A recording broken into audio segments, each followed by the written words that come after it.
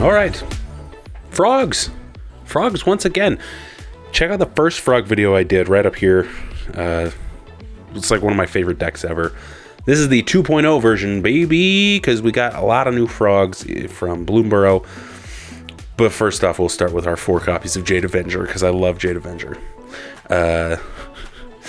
When it blocks or becomes blocked, it gets +2/+2 till end of turn. Fantastic. Potentially a 4/4 for 2 mana. And nobody wants to block that, so there we go. I guess you could, but later on in the game. So yeah, there's that. So now basically everything from the previous 1.0 version has been swapped with Bloomburrow cards, because they're just, I think the strategy is better.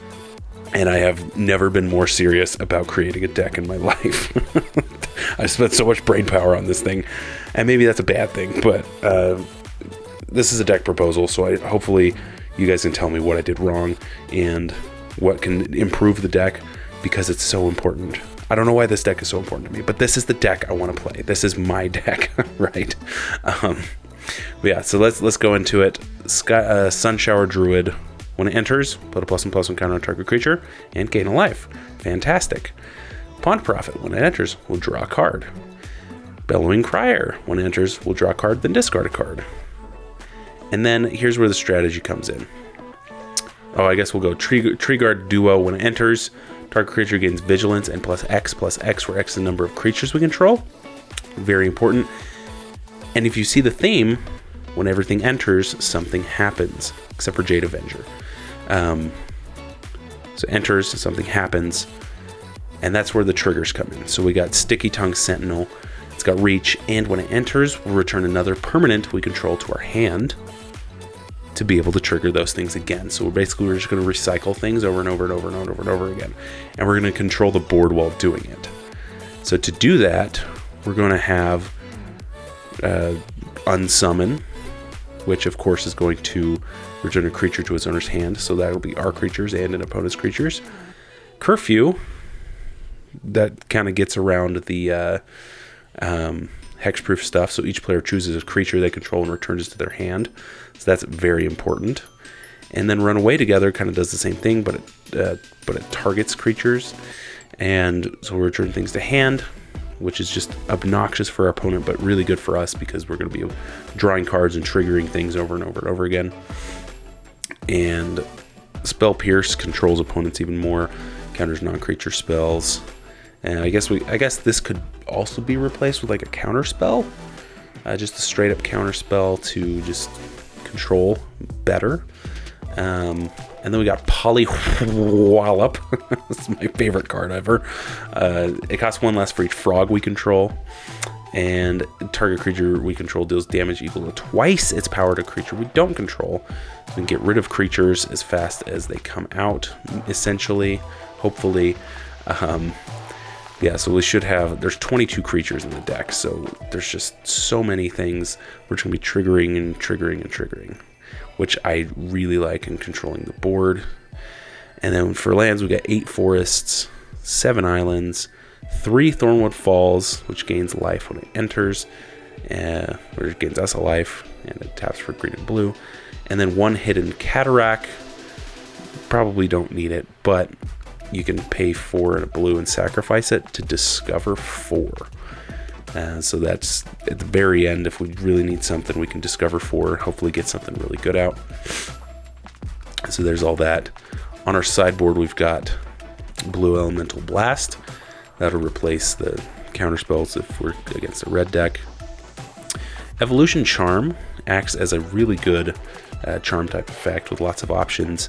Search for basic, lands into hand, return a creature from our graveyard to our hand, which might be important, and then target creature gets flying until on turn, so that could be really good as well. And then we got Over the Edge, which will destroy an artifact or enchantment, just in case. Or we can have a creature we control explore, and then explore again, so getting through the top of our deck. Relic of Progenitus, of course, getting rid of people's graveyards if we need. So yeah, so that's the deck. What do you guys think? Is that I don't know. Is that going to be worth? Is that going to work? Hopefully it works. I play tested it against my own the top meta Goblin deck, and it actually beat it, just barely. that Goblin deck is rough. But if this can control the board, just lock the board down and just have a bunch of frogs out, I think it could work. I think one of the weak links is Jade Avenger, because it doesn't have an enter the battlefield effect.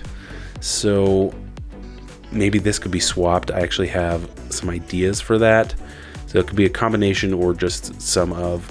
So there's the Water Spout Warden. So when it attacks, if another creature entered under our control this turn, it gains flying.